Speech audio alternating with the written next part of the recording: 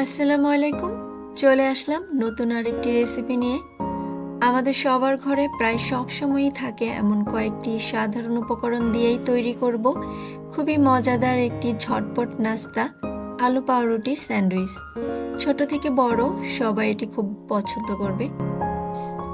এখানে আলু পাউরুটি স্যান্ডউইচ তৈরির জন্য আমি প্রথমে 3টি আলু ছোট ছোট টুকরো করে ভালো করে সেদ্ধ করে নিয়েছি। এরপর খোসা ছাড়িয়ে একটা কাঁটা চামচ দিয়ে ম্যাশ করে নিচ্ছি। চাইলে হাত দিয়েও করা যায়। ম্যাশ করা হয়ে গেলে এতে বাকি উপকরণ মিশাবো। দিয়ে দিচ্ছি পেঁয়াজ কুচি একটি, খুব মিহি কুচি করে নিয়েছি। কাঁচামরিচ কুচি 3-4টি, এটাও মিহি কুচি করে নিয়েছি।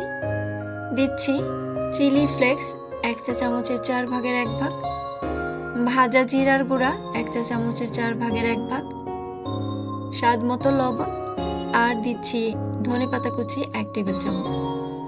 এখন সবকিছুকে খুব ভালো মতো মিশিয়ে নিব। এই মিশ্রণটা মজার হলে স্যান্ডউইচটা খেতেও ভালো লাগবে। আর আলুর এই মিশ্রণে ভাজা জিরার গুঁড়াটা অবশ্যই দিবেন, এতে টেস্টটা খুবই ভালো হয়। আলুর মিশ্রণটা সাইডে রেখে দিচ্ছি। আমি 5 পিস স্যান্ডউইচ তৈরি করব, সেই হিসেবে আমি 10 পিস পাউরুটি নিয়েছি এবং সেই হিসেবেই আমি আলুর মিশ্রণটাও তৈরি করে নিয়েছি।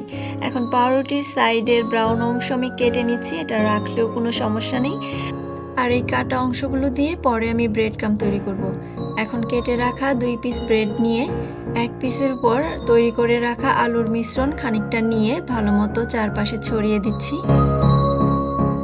চারপাশে ভালো মতো ছড়িয়ে দেওয়ার পর আরেকটা পিস নিয়ে উপরে দিয়ে একটু ট্যাপ করে দিব যাতে খুলে না যায়।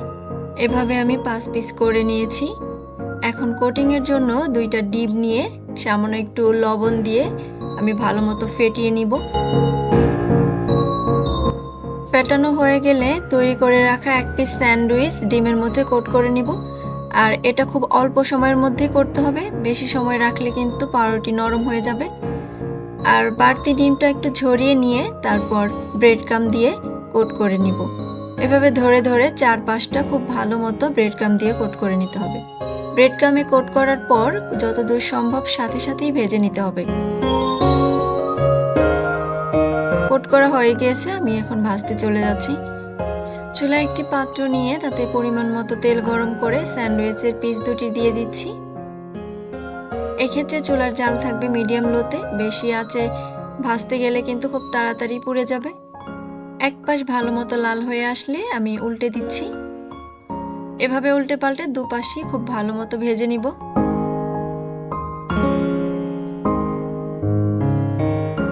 দুই পাশটা ভালো মতো ভাজা হয়ে গেলে এরপর চামচ দিয়ে এভাবে ধরে চারো সাইডে কয়েক সেকেন্ড করে ভেজে নিতে হবে। আমার ভাজা হয়ে গিয়েছে, নামিয়ে নিচ্ছি। দুটোই আমি একইভাবে ভেজে নিয়েছি। তৈরি হয়ে গেল খুবই মজাদার এবং ঝটপট একটি নাস্তা, আলু পাউরুটির স্যান্ডউইচ। সকালে কিংবা বিকেলের নাস্তায়, এমনকি বাচ্চাদের টিফিনের জন্য দেওয়া যেতে পারে। এরকম আরও মজার মজার রেসিপি নিয়ে চলে আসবো আবারও। দেখার আমন্ত্রণ জানিয়ে বিদায় নিচ্ছি। আল্লাহ হাফেজ।